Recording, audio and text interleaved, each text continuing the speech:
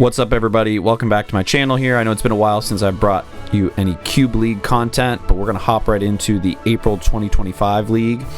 The league this time is the Cube Mutants Latent Potential, which has a very weird name, but we're gonna dig into that here in a little bit. Because it's a really unique cube, and I'm excited to try out playing the deck that I've built and the decks that everybody else has built. So if you're interested in joining in on some of the cube action, you can always find our Discord here on Cube Koga, and join in the next league or some of our team events or just playing cubes with us. So looking forward to seeing you there. All right. So what is the deal with the Mutants Latent Potential Cube? Well, the thought by the designer Slight was basically that mutant cubes, where you evolve by type, have a lot of potential, but they're held back by a couple things. And so one of the big things is tempo. Basically, in mutant cubes, a lot of times going first really matters. So we have some custom Pokemon in here that are going to kind of combat this. Additionally, special for this cube, not only are you able to evolve just by type, but you're also able to evolve by energy and attack cost. So that also is meant to just spur some creativity in your mutant type decks. Also in this cube, we've got some custom cards, and these custom cards, a lot of them are tagged with the latent potential tag that you can see on all of these. Basically, they don't activate until your opponent has taken a prize card, which is designed to combat some of the you just get bowled over aspects of Mutant Cube. So the best and most powerful and most interesting cards, and some of these custom cards are really interesting, as we'll see with the main one that I have drafted into my deck. You're not really able to use your best abilities until the game's already kind of under full swing. So it's going to be a really cool thing to see. So I don't have any draft content here today, but basically I'm just going to do kind of a draft recap. The draft happened last weekend, and I'm just going to go through pack by pack, talk a little bit about my thought process in each one, and maybe give a little bit of insight as to how this draft came together. And in each pack here, you can see it was a 6-player pod. So the first 6 cards across the top are in my first look at the pack. Then on the bottom, when it wheeled back around, and then the last 2 cards in the corner, the double wheel. If you're able to get something to wheel around twice to you that you really are interested in, that's always a really great feeling. I really didn't hit those. I didn't hit any of that in this particular draft. I don't think any of the cards that I got as my last 2 picks in the pack made the deck at all. So that's why they're kind of just off in the corner. But you can also see I've put a little check mark next to cards too. Those are the cards that actually have ended up making my deck. So you can kind of see as the draft goes on what ends up in my deck. So here in pack 1, we're already going to dig into the custom cards. There's really just this one main custom card that is driving the engine of my deck here, and kind of really spurred my deck building here, and I took it as pack 1. So this custom Dragapult EX has the air support ability, where once per turn you must reveal 2 different basic energy cards from your hand, and then you get to attach them to 2 of your two different Pokemon that you have. And I took that as my pack 1 pick 1 just because it's a really strong ability, just accelerating 2 energy a turn. And you can see in my first pack, I kind of turned that into, this was just the kind of draft where I saw my lane in the first couple picks, and I just really hard committed. I mean, there's a lot of times where in a draft you might have to sit back and wait, stay very open, take some consistency, and see what comes to you. But in the first couple picks, I really already had kind of seen an avenue, and I was like, okay, I'm committing to this. So I took this Dragapult EX, pack 1, pick 1. It also has a great attack in Dragon Assembly, in which you can evolve into dragons on your bench, and then when you do that evolution, use the effect of that use one of their dragon Pokemon attacks that you evolved into as the effect of this attack. Really cool and creative attack effect there. So not a slouch of an attacker either, but I mostly think I want it riding the pine and just hanging out on the bench supporting the team. So I immediately follow that Dragapult EX up with Typhlosion Prime, and when I saw that in the second pack, I was like, oh my gosh, okay, here's the area that we're going into. Like, here's what I'm doing with the deck. And I mean, you can tell also with the Super Mutant evolution rules in this cube, where you can evolve by energy cost in the attacks instead of just by type. Dragapult and Typhlosion are basically like part of the same fire type line. You can evolve the Dragapult out of just fire types.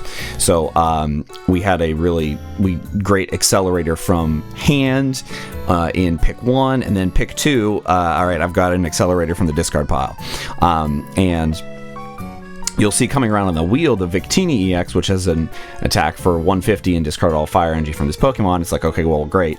If that Victini wheels around, I can use the Dragapult to power it up, and then the Typhlosion to get all those energy back. And then so from there, in this first pack, I really kind of telegraphed my play. Like, I was like completely sold on what I was going to do. I took a really early Viridian Forest. I would not usually take Viridian Forest with a pick 3 in a pack, but the reason I did is because I saw Training Court in my second pick, and I couldn't take that over Typhlosion Prime, so I knew Training Court was potentially off the table for Dragapult. So I was like, well, Viridian Forest is the second best thing here, so I'm hard committing to it. I'm gonna try and grab that because I'm not sure if I'm gonna get Training Court. Then I grabbed Shaman, which Shaman it's literally one of my 2 favorite cube cards. Because I have to put energy onto the board with Dragapult, and maybe not necessarily to the attackers that I want them to. Like, I have to attach to 2 separate spots, so Shaman gets some flexibility with that. Misty's Wrath is going to power up Typhlosion Prime, and then in my 6th pick, I just took Chandelure because I was like, well, there's nothing else necessarily too strong in this pack, and I just want to show a sign to the rest of the table that, hey, this fire type evolution did not wheel around. Somebody else is in the fire lane. So, and you can tell I didn't even end up playing the Chandelure in my deck. I mean, it's a good card, but it's not necessarily going in the direction that I wanted to with fire. So I just kind of wanted to stake out the signs that fire was not an open lane. So I got great cards on the wheel around. I got the Victini EX. It came back around. The Training Court came around, which was a happy surprise. And then this Salamence, which is just going to be a solid backup attacker in the deck, as well as a great target for Dragapult's first attack. And Ho-Oh, just a card to evolve my fire type guys out of. Moving into pack 2, my thought process was, well, I completely sold to the bit of what I'm going to do for the deck in pack 1. I have no consistency to back it up. Like, right now, I just have a Misty's Wrath. So my first couple picks, I really went for consistency. I grabbed Pokemon Collector, Colress, Mysterious Treasure as my first 3 picks. By the time I got around to pick 5 with this mine in here, that was not a particularly strong pack. I decided, okay, maybe we'll consider the Dragapult also has lightning in its attack cost. Maybe that's another avenue that I'm going to end up going down.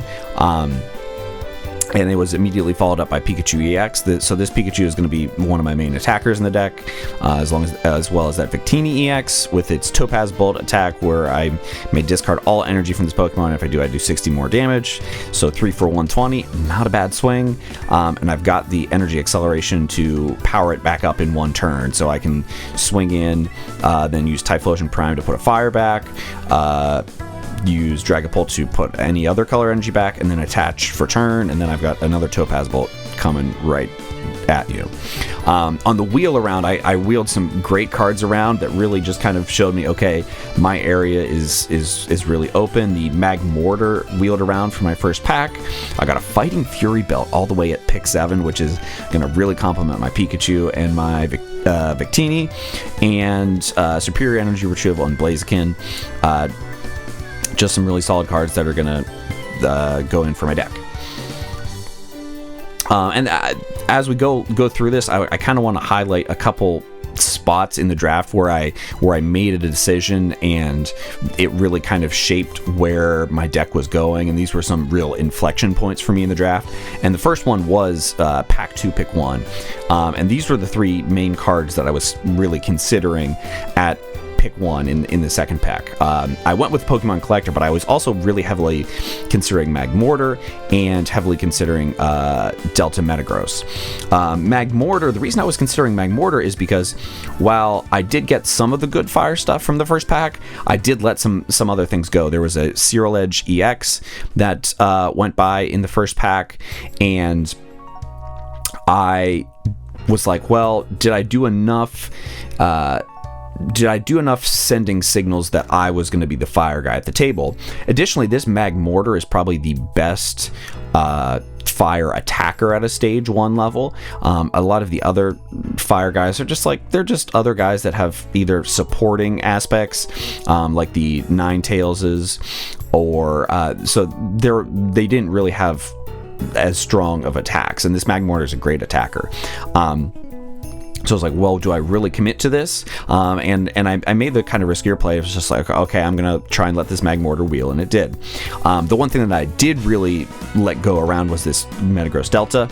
Obviously doesn't have any energy types the same as Typhlosion Prime, but just the fact that it has an attack that's just discard all the energy off your board and do a crap ton of damage, that synergizes with Typhlosion Prime, right? And it does line up with the Dragapult. The Dragapult does have lightning in its 1 attack cost, so it is still part of the same attacking line as Dragapult. So that was another area that I considered. It's also a really great piece of consistency with this Delta Control Pokepower. But ultimately, I went for the consistency in Pokemon Collector, just to get the whole gang onto the board. So we'll see how that kind of plays out in the next pack as well.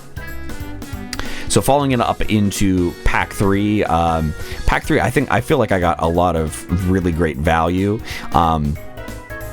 I started off with a pick 1N, which is always a great place to be in. I found my draw engine in Rocherville Ninetales, which I immediately just slammed. I hardly looked at the rest of the pack. I was like, yes, we got the Ninetales. Synergizes perfectly with Typhlosion Prime. And then a pick 4 Computer Search, which there are a good variety of cool A-specs in this cube, so it wasn't necessarily surprising that an A-spec like this made it to pick 4, but with the suspect consistency I had to this point, I was like, yeah, I'm not going to leave it up to a question. I'm going to take that Computer Search.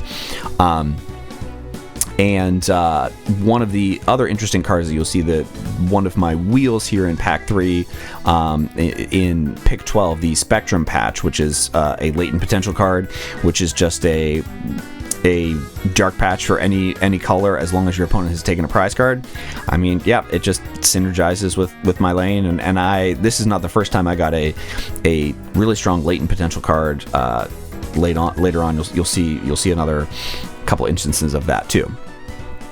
Pack 3 pick 1 also was a really big inflection point to me, because I opened up not only that N, which I ended up taking, but the lightning temptation was there again, because I also opened up Super Connectivity Magnezone, which accelerates either a lightning or a metal energy to your active Pokemon at the cost of putting a 1 damage counter on it. Really, really powerful and very, very interesting. If I had taken Delta Control with the first pick and then I opened up Supercon, that would have been kind of crazy.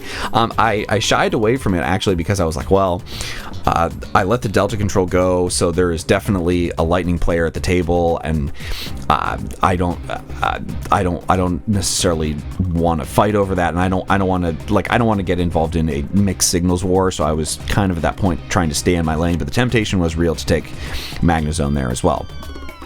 I also thought about Holland's cast form. This was definitely, in retrospect, more of a panic move of, I definitely want to have the Holland's cast form effect in my deck because it synergizes really well with Dragapult. When you attach Holland's cast form as an energy to one of your Pokemon, you bounce an energy back to hand as a cost for it. So that really synergizes with Dragapult's need on its ability to actually reveal 2 different energy from your hand. So I was really, really interested in the Holland's cast form, but I believe there are 6 of the there's 2 cast form, 2 Magneton, and 2 Electrodes. So 6 of this particular effect in the cube, and I think it would have been a total throw to just take Holland's cast form here and not take a great consistency piece like N. So I'm glad I did that. Moving into Pack 4, and you in Pack 4 you'll see here why it really would have been a throw to take the Holland's cast form, because I got a lot of things that basically fill the same space as having that Holland's cast form. Number 1, with my pick 1 of Clara, Clara, just get 2 energy back to hand and 2 Pokemon. That'll fulfill the requirements of the Dragapult EX for sure. And later on in pick 6, I got a Holland's Electrode.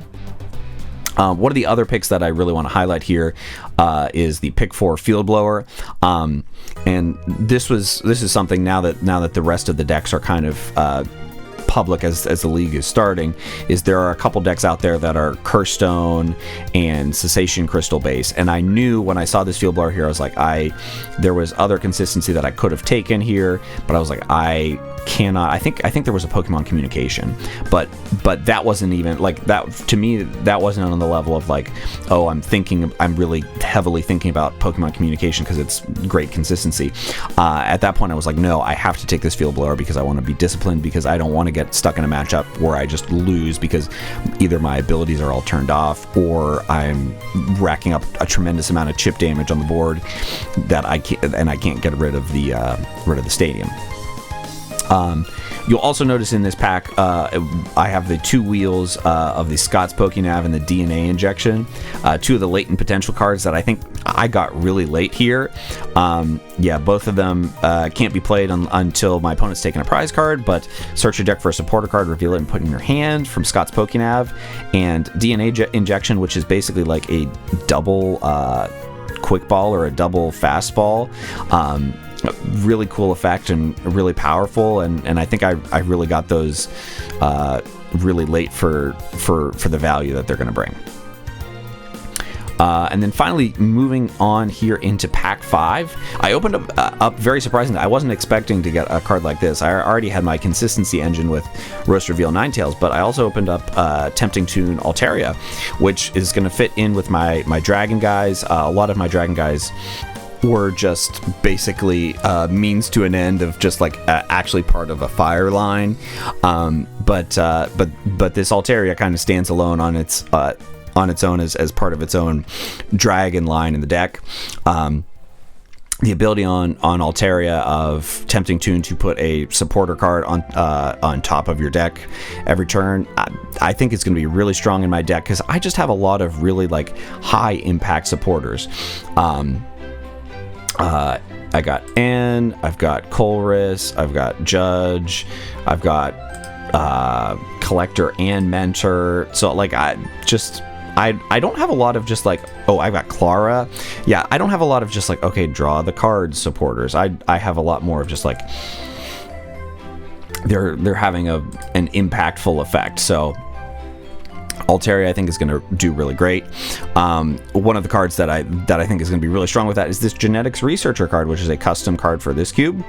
Search your deck for up to 2 in any combination of latent potential cards and multi-type Pokemon. So In this, that will count Pokemon like this Altaria. That counts as a multi-type Pokemon because it's Dragon type, but it's also counting as water and metal for evolution purposes. I also grabbed Firestarter Typhlosion. I was a little bit concerned early on because not only did the Cerulege EX had gone, and that I didn't see, and I didn't see the color change Ninetales did not wheel around, which surprised me. And I was like, is there somebody who's like competing over fire pieces? Maybe somebody opened up this Firestarter Typhlosion in their first pack and they were starting to fight me for some fire pieces, which is why I kind of went aggressively down the fire route to start. Luckily, we opened it up here with my pick 4 in pack 5. Mallow is going to be great in my deck with Roast Reveal Ninetales. I can stack the top 2 cards and then discard a Fire Energy to draw 3. Pack 5, I think, really just rounded out my deck really well. Luxury Ball is going to provide some really great consistency. Now, there are 2 picks in pack 5 that I think are definitely going to be contentious, and I could see them really impacting how I do. So pack 5 pick 6, literally the last last set of cards that I was going to see in the cube.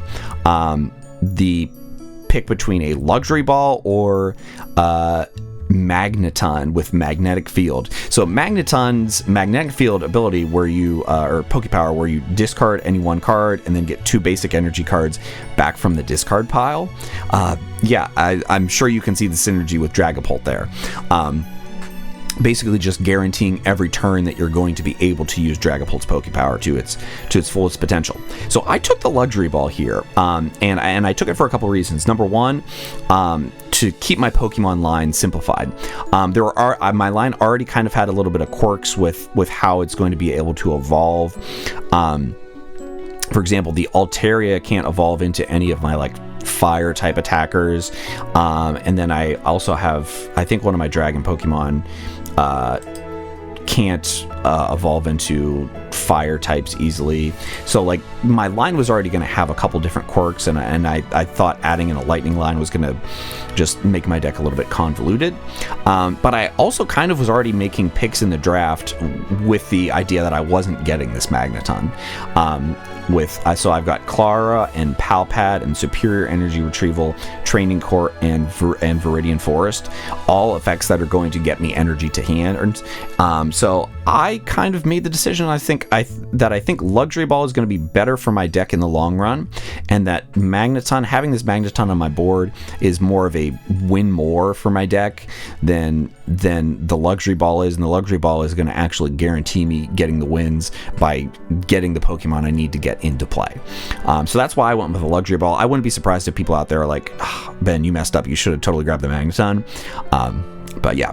Now, the one pick that I know I did mess up is pack 5, pick 9.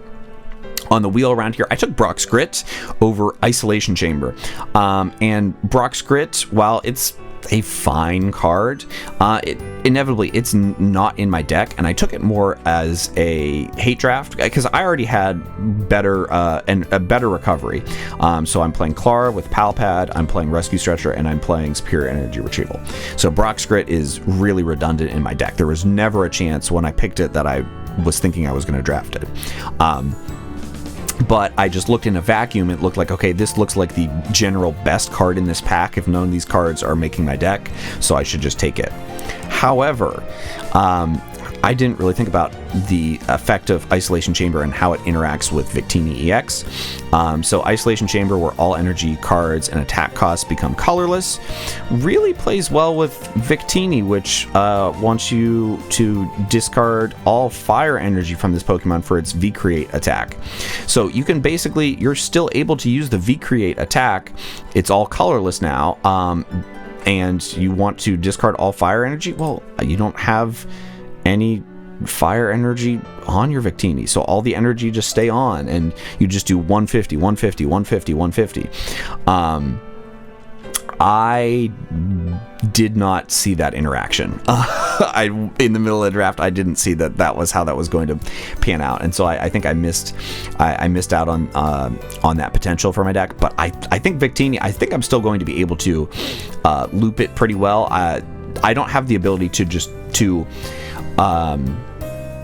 with impunity just loop it every single turn. I do have to do some finagling to make that happen, whether it's like using Celebration Wind to move an energy that I fire started to a bench guy, or I might have to just like warp point to get Victini to the bench and then fire starter to it. I can charge up 4 energy onto it in a turn, but I'm choosing not to for the most part. I also did draft Stark Mountain, but Stark Mountain I kind of put into the category of Magneton as a win more. I'm gonna be able to be attacking strongly every turn, kind of regardless of an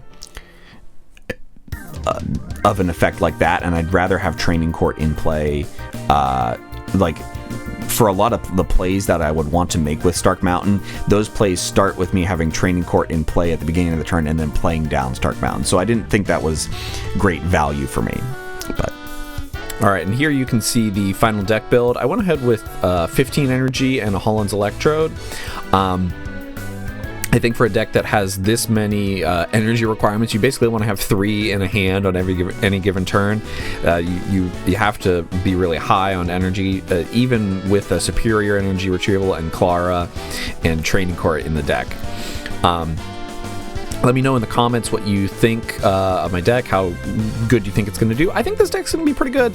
I'm a little bit concerned of just like the top end damage and like how it's gonna last throughout a game. Like the core gameplay loop is really solid, but I just hope it can go from beginning to end really successfully. So cheers, and hopefully I'll have some gameplay videos up soon.